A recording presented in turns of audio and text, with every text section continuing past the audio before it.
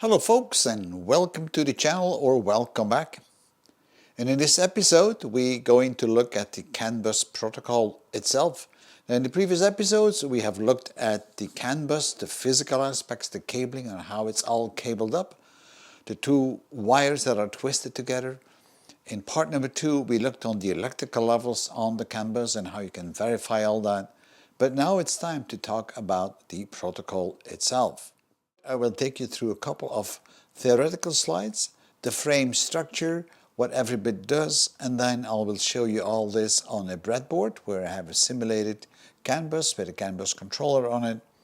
And then we can actually go to a live instance where we will try to capture a CAN bus frame on a car. So with any further ado, let's start. And don't be intimidated by the word protocol, because the protocol is nothing really special.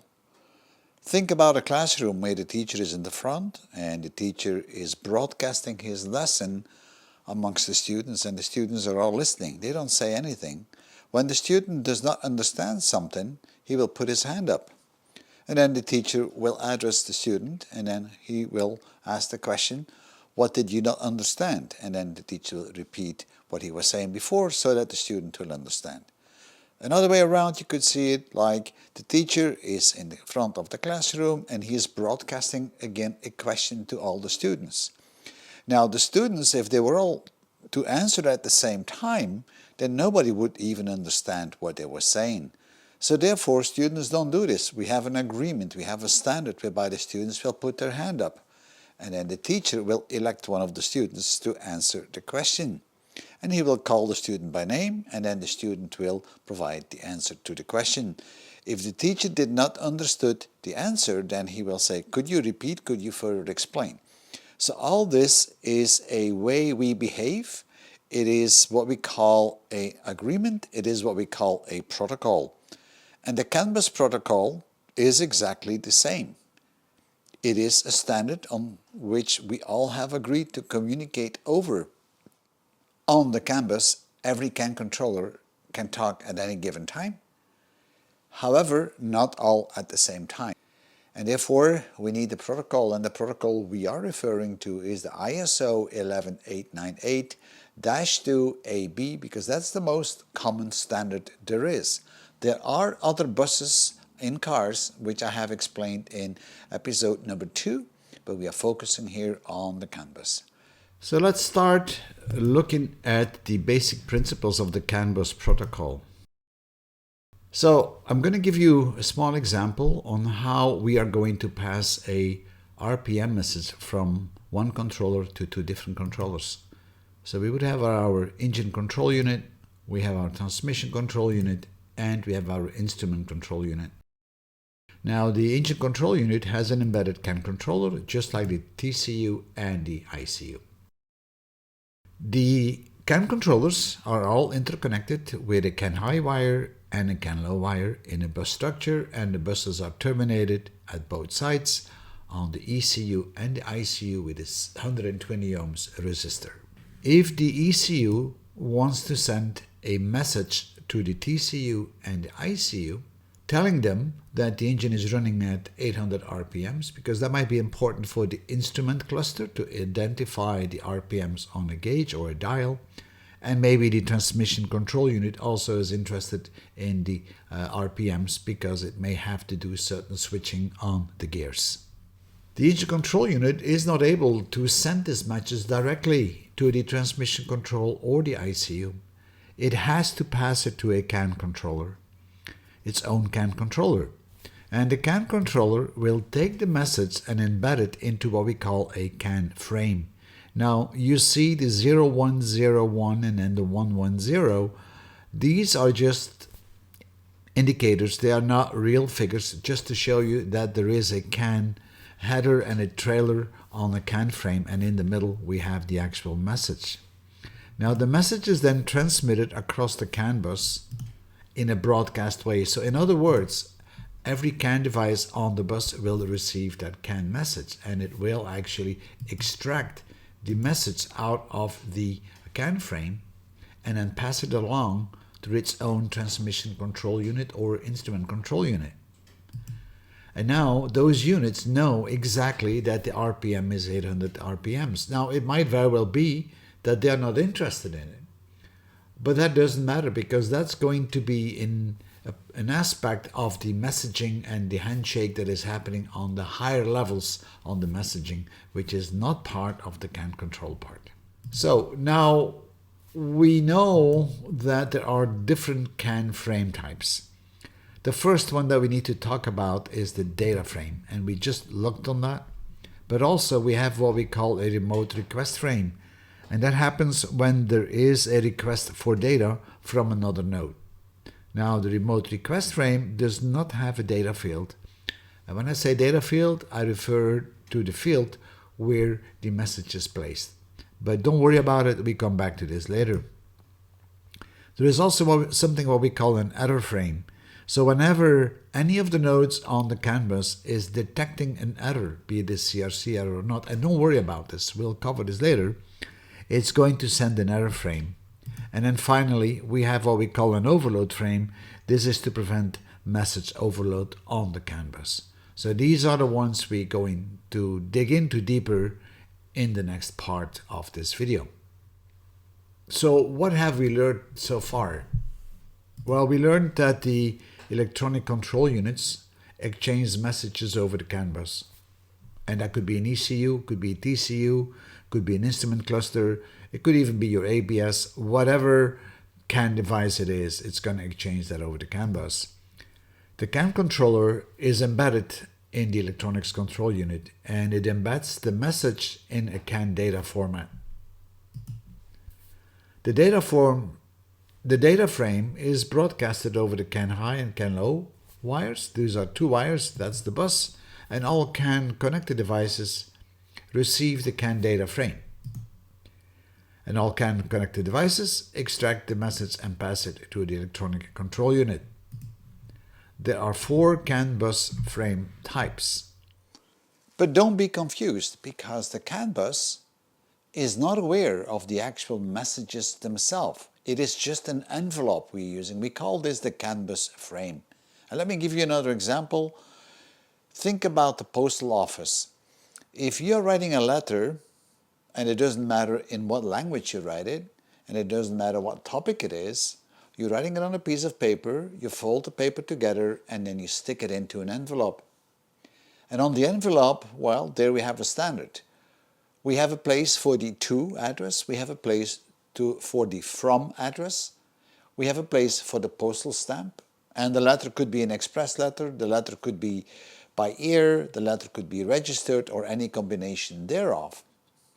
And then the post office knows on how to handle the letter. The post office is not interested and doesn't care what's inside the letter and the envelope or what's on the letter. And that's exactly the same thing with the CAN bus. The CAN bus protocol doesn't really care about the letter. What does it mean? What does it say? Does it contain RPM indications? Does it contain temperature indications or whatever? It just doesn't care. All it will do, it will take the message from the CAN controller itself, or the ECU for that matter, electronics control unit, and it will take that letter and it will encapsulate it into what we call a CAN bus frame. And this is what we're going to look at right now in great detail. How does a CAN bus frame looks like? So let's dig in to the data frame structure. I'm going to take it a bit slow here because there's a lot on this slide and that might be a bit confusing. So on the top left corner, I specified the bit size. So how many bits are in a specific field within a frame structure of the CAN. And then we also will talk about the state of that specific bit or multiple bits. Now, before a CAN controller can transmit any frame onto the bus, it has to send a startup frame. And the startup frame is 1 bit and it's 0. So it's a dominant bit 0. And it identifies the beginning of a new frame. This is going to become critical once we start talking about synchronization, because this is going to trigger off the synchronization on all the receiving CAN devices. The second part is the identifier. It is the ID of the CAN device, and every CAN device on the bus has a unique ID. It is either an 11-bit or a 29-bit field. With 11 bits, we can have about 2048 CAN devices on the bus, and that's a lot. But it may not be enough, because if the car or the airplane or the truck is very complex, then you might need more devices than 2048, and then we would extend the field up to 29 bits. Keep in mind that the CAN ID is unique for every CAN device. However, and the important part to know here is that there is no standard, so you cannot say the engine control unit is ID 5, the transmission control unit is ID 7. There is no standard defined, so this is up to the builder of the car to define what that is, and that makes it sometimes difficult to identify which device is talking on the bus. The next field is what we call the remote transmission request. If that bit is a 0, then the frame is a data frame, and this is what we're looking at.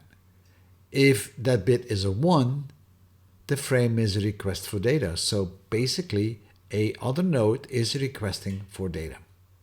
That field is only 1 bit wide. The next field is what we call the control field, and it consists of 6 bits. The first bit is what we call the IDE. And the IDE defines if the identifier is 11 bits or 29 bits. We just talked about the identifier. If it's a 0, then the identifier will be 11 bits. If it's a 1, the identifier will be 29 bits. Now the second bit within the control field is reserved, so that is not used. And the last 4 are the DLC, so they are defining the data field length in bytes. So we're going to see very soon the next block, which is actually the data field. That's where the messages are going in. And within the control field, the DLC, the last 4 bits, we can define how long that data field will be. So it can be 0 bytes or 8 bytes or 7 or 6 or 4 or 2, anything in between 0 and 8 bytes. The next field is our data field.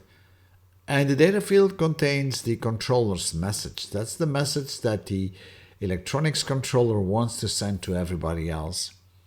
And again, the data field can be between 0 and 8 bytes as identified by the DLC in the control field. Keep in mind that the CAN bus doesn't really care about the data field, what's inside. It doesn't care at all. It does not read it. But it must be the right amount of bytes.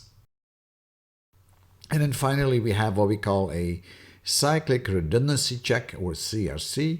That is 15 bits used to calculate the CRC, which is a redundancy check, and 1 bit, which is what we call a delimiter, which is always kind of set. So that doesn't play any role.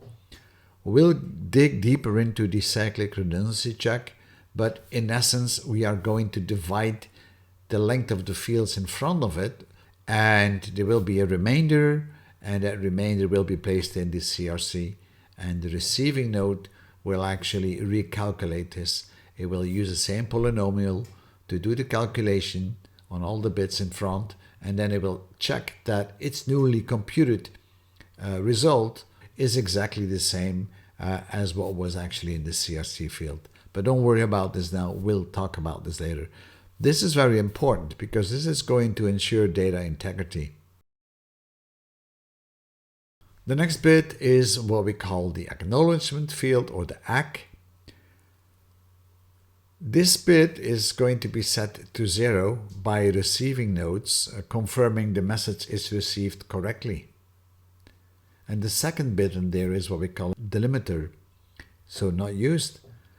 But keep in mind that the bit must be set to 0 by a receiving node confirming that the message is received. And then finally, we have the end of frame, which is 7 bits long, and they are all consecutive ones.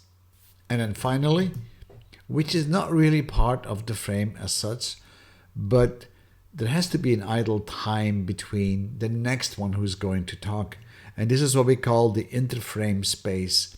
And those are 3 consecutive ones, meaning that the bus is almost idle, and now the next talker can get onto the bus with its own new frame. So I hope this was more or less clear. I know it's a lot of stuff, but keep this in mind here because that will help you once we start looking on the oscilloscope, on the mock-up, at all these different fields. And now you know how a CAN bus data frame looks like. But now let's see how that actually looks like on the CAN high and the CAN low wires, because that's the way you're going to capture it with an oscilloscope or an analyzer. So let's have a look on a data frame as you would see it on the CAN high and the CAN low if you were to attach an oscilloscope to it. And just to remember what the different fields are, I have them here, and they are colored, and the same colors will come back on the individual bits on the line. We have to make some assumptions. We will be using a CAN ID of 0001, 001101, which is basically a number that I just took. It doesn't have no meaning. This happens to be our ID. And it's 11 bits long. The RTR field is 0, defining we're using a data frame. The control field, the first part, IDE, equals to 0, meaning that the identifier field is only 11 bits wide. The DLC is 0001, meaning that the data field which will follow is only 1 byte. And remember, 1 byte is 8 bits. The data field, well, that is going to be 8 bits. But it doesn't really matter what value it is, I just put something in. And then finally, we have our CRC, which is 15 bits plus the delimiter. And I just showed you here a CRC. This is not an accurate calculated CRC, it's just an example. And here is what we're going to see on the line. So let's try to decode this a little bit. And you'll see this is not easy. You really need to know very well the structure of a data frame to understand where everything is. The yellow square wave, this is our CAN high. And the CAN low is the greenish one. Now the CAN high will toggle between 2.5 volts and 3.5. And the CAN low will toggle between 2.5 volts and 1.5 volts. Keep in mind that a 0 is what we call dominant and a 1 is recessive. If we start from the beginning, we have 1, 1, 1. This is like an idle state on the CAN bus. So both CAN high and CAN low are at 2.5 volts. We then have the first bit that comes in, which is a blue 0, which is the start of frame, meaning that we want to transmit something.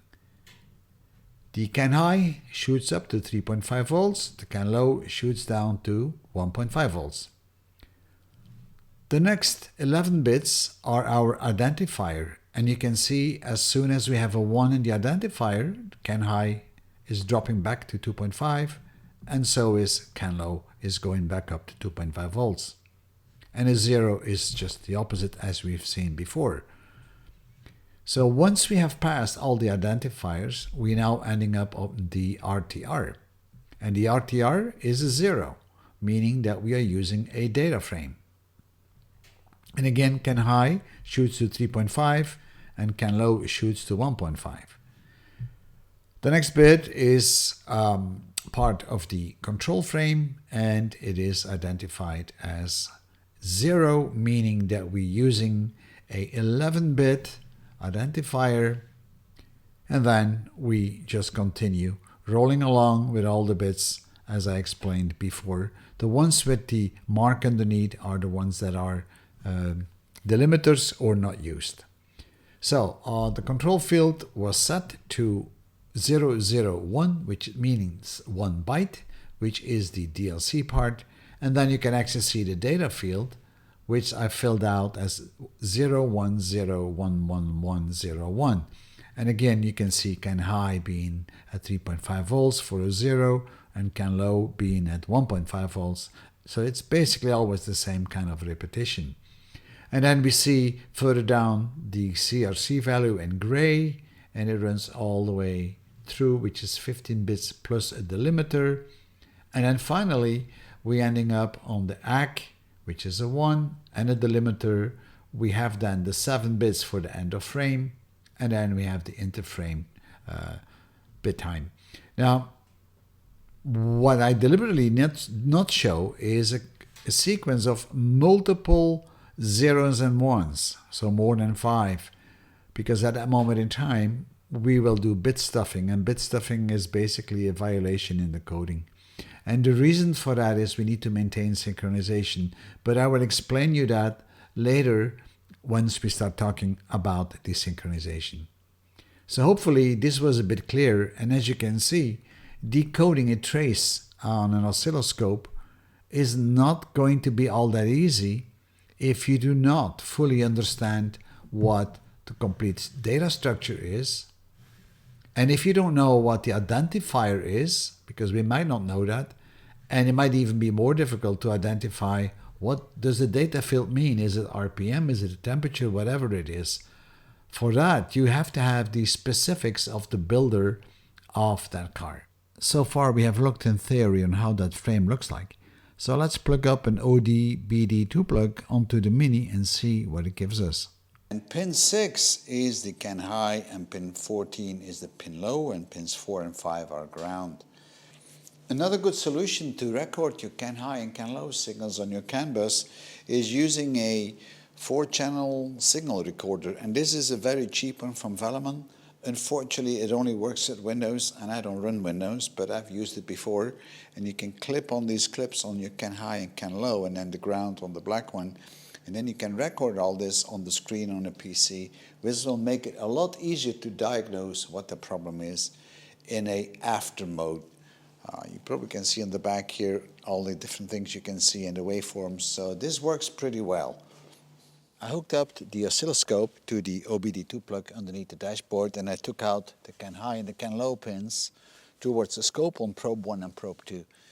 Now, this is the diagnostics bus. This is not the real live bus on the car. Therefore, I would have to open up the instrument cluster and then tap in there. But you can see all the different patterns, but it's like a repeating pattern because I'm actually on the diagnostics bus. We've got an A trace, which is our CAN high. We got a blue trace, which is our CAN low. And we started off with CAN high and CAN low both at 2.5 volts. And that actually means that we are having a 1 on the CAN bus. Remember that voltage between CAN high and CAN low is actually a 0, and no voltage between them is basically a 1. So, and you can see this is a pretty long time, and in fact after the frame it extends again. So this is basically your CAN idle time. And then what we see is a quick transition. So the CAN high jumps up, CAN low jumps down, and this is our start of frame bit that we see. And as you remember from the beginning of this video, I mentioned that the CAN bus is a broadcast system. Everybody can transmit at any given time, but not all at the same time. So we're going to need some kind of a arbitration mechanism, a priority mechanism, because some CAN devices are of higher importance than others. I can imagine that your climate control is far less important than your RPMs, for instance, or your ABS. So therefore, every CAN bus device has a unique ID. And the principle is based on a priority scheme. The lower the ID number is, or the value of the ID, the higher the priority is. And even if 2 CAN devices or more start to transmit at the same time, there's going to be some arbitration happening. And that's going to be based on the zeros. The zeros are dominant on the bus and the ones are recessive, as we say. Keep in mind that the transmitter of the CAN data frame is also receiving immediately back its own frame. And this is how he's going to recognize that he's the winning one or the losing one. If he doesn't see his own ID back in time, then he's going to back off and no longer transmit. So let's have a look if we had no collision detection or collision avoidance or arbitration. So we have an engine control unit, we have an instrument control unit on the other side. Both have a different ID, a blue ID and a red ID. And both will start to transmit a data frame at the same time. And the result is we have a collision and nobody can understand anything anymore on the bus. So you can imagine if you have a lot of these devices on the bus, this is really going to become a problem. But now let's have a look if we do have arbitration. Again, we've got our engine control unit, we have our instrument control unit, the same IDs as before, but now we have arbitration on the bus. Both are going to send their frame at the same time. And as soon as the frames are both detected, and remember, each scan controller sees its own transmit back, the IDs will be verified. So the controller on the left, which is the engine control unit, is going to be looking at its own ID coming in.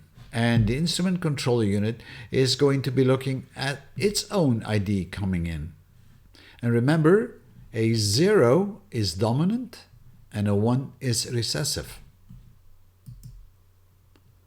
So it's scanning through, it's all equal, but now we have a good spot. Now the red ID is the winning ID because 0 is dominant and 1 is recessive. And the fact is that the instrument controller unit, which is the blue one right here, it's not going to see its own 1 coming back. It's going to see a 0 because that has been dominant and that's been sent by the engine control unit in the blue. That's the winning ID. And this is how arbitration is working. And it doesn't matter how many devices are sending at the same time. It is always the lowest ID which will win the arbitration. The next thing we need to talk about is the assurance that the data frame is actually not corrupted, that it's intact. And this is done by adding a cyclic redundancy check at the end of that frame. And that is actually based on a polynomial which is going to divide the value of all the bits in front of it, and the remainder is going to be the CRC value. And when the frame arrives on the far end side, the receivers, or all the receivers basically that receive the frame, they will calculate again their own CRC and they will compare their result with the reminder that's in the CRC field. And if it's equal, then they know that the frame is not corrupt or no bits have changed. If it's different, then there is a problem, and then we know that the frame is being received wrong. So let's have a look on a few slides on how that system is working. Our transmitter has to calculate the CRC field, and that's a 15-bit value. That 15-bit value is calculated across what we call the CRC span calculation. It starts at the soft and it ends at the last data bit of the data field. The transmitter has what we call a CRC register, and as we are using a 15-bit CRC, we have 15 bits in the register. The left one is what we call the most significant bit. This is going to become a very important position, and the extreme right one is what we call the least significant bit. Initially, we're going to reset the CRC register, and then we'll take the entire bit stream, starting at the soft, ending at the data field, and we're going to shift it into the CRC register one at a time. So here you can see soft, identifier, RTR, control, and then the data field. And these are just some bit values I've given it. It's not accurate. It doesn't really matter. It's just to demonstrate how a CRC is being calculated. Now we're going to shift in the first bit into the CRC register, and of course we're shifting out of the register the most significant bit. And we're going to continue doing this until the most significant bit right here becomes a 1. And there's a couple of steps to get this blue one all the way to the end, but I'm not going to go through all So I'm going to move it right away to the end. That's not how it happens, of course. It's always bit by bit. Now, once the most significant bit becomes a 1, then we need to apply a calculation. And the calculation is applied to the entire CRC register, but only when the MSB is a 1. And the calculation is basically an exclusive OR function with a polynomial of the CRC. And here you see the polynomial value of the CRC15. We're going to calculate this. Once that is done, we're going to shift again the next sequence of bits in. And we're going to do this until the whole train of bits that we have here have passed through the CRC register. If that has happened, the CRC register will have an end result, and the end result will be placed in the CRC field. And then the frame can be transmitted. The receiving side will do basically exactly the same thing. It's going to push all these bits again through the register, and it's going to compare its newly calculated CRC value with the CRC value that is in the received frame. If both of them match the values of the CRCs and the newly calculated CRC, then we know that the CRC span here, all these bits are intact and no corruption has taken place. If there is a difference between the received CRC and the newly calculated CRC, then we know that there are errors somewhere in this span here. We don't know where, but we do know it is in error, and an error condition will be generated. Well, some people call the CAN bus an asynchronous system, but to be very honest, it is a synchronous system. It is true that there are no real sync pulses inside the data frame to retain synchronization, that there is no clock signal on the bus. All CAN controllers on the bus, they all have their own local oscillator. And the oscillator is driven by a crystal, but it's kind of free running. And if it's free running, then we really have an issue, because if a CAN controller wants to send the message over the bus, then it's going to clock out that data on its own internal oscillator. But the other ones are not in sync. So now we have a bit of an issue, because they may start clocking in that data, maybe at the wrong edge of the bit, maybe not in the center of the data bit. So they could really start clocking it on a trailing or a leading edge, and then you never know what you're going to read. So there is the need to actually have all these oscillators phase locked looped. And the method we're going to use for that is what we call actually hard and soft synchronization. But let me first give you an example what happens if those oscillators across all CAN controllers are not synchronized. So on the left hand side we got a valid transmit data frame transmitted by controller 1, and the bits have been put on the wire based on the transmit clock of that local oscillator. And here you see that transmit clock. So you can see that the falling edge of the transmit clock coincides with the center of the data bit on the data frame. If that data frame is now received by controller 2 or N, and they're running their own oscillator, and their oscillator is a bit off, as you can see, they're going to clock in that data on their own receive clock. Now, you can see that we are about 180 degrees off. So now we're going to clock in the first received data bit on the edge. So we don't even know if you're going to be able to read this as a 0 or as a 1. So you don't want to clock in data on an edge of a data bit. You want to have it somewhere in the middle. And that's the kind of thing we need to fix. Now, to fix this, we will be using something which is called hard synchronization. And we're going to do this through the soft transition. Remember, the soft is the starter frame. So if you're looking back here on this diagram, you'll see that transmitter number 1 is going to transmit a frame. So we are in the idle condition, the bus is all having 1s, and then the starter frame starts, which is a 0 bit. So we have a trailing edge here. The level drops.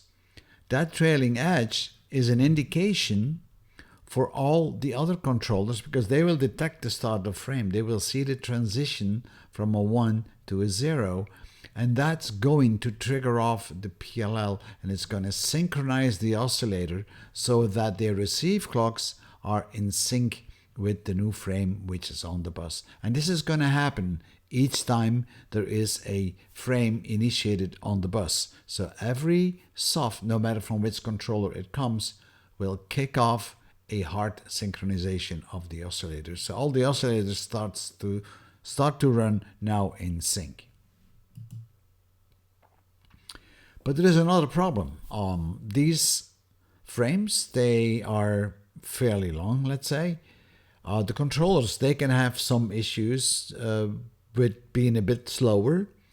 We have some propagation delays on the wires and so on. So therefore, we do an additional synchronization, which we call bit stuffing. Now imagine that we have controller number 1 sending out a data frame with a sequence of many ones. So it might very well be that we have like 5 consecutive ones on the bus or 5 consecutive zeros. Maybe that's somewhere in the data field, and even more. Now, in order to retain some soft synchronization, we're going to inject a stuffed bit. So every consecutive 5 ones or zeros in the frame, we're going to inject a stuffed bit of the opposite value. So in this case, controller number 1 was issuing 5 1 bits. Well, the controller will inject automatically a stuffed bit with the opposite value of 0. Now, that is received by controller 2 and controller N. They notice the trailing edge, and that trailing edge will fine-tune the PLL. So with soft synchronization, we are retaining really the synchronization very fine. As you can see, that trailing edge then triggers off the PLL and does a fine-tuning. And PLL, by the way, guys, is phase locked loop. Now, there is a lot more to it than this. There's a lot of time quota. I'm not going to get into all those details because that would take us far too deep down into it. But if you request it, I can make a full video on CAN bus synchronization. But I think what you have here is already quite a lot and enough to understand on how the CAN bus is really working. So far, we really have been looking at the data frame. But now it's time to look at the remote transmission request frame, the error frame, and the overload frame. And then we can get to some practical testing on the breadboard. Now, in order to keep the video a little bit digestible, I decided to truncate the video right here and provide you with the remaining parts on the error frames and the remote transmission request frames, and then practical breadboarding in the next video, part number 3B. Thank you for viewing, and I hope to see you in the next video again. And please, by all means, comment as much as you can. Thank you.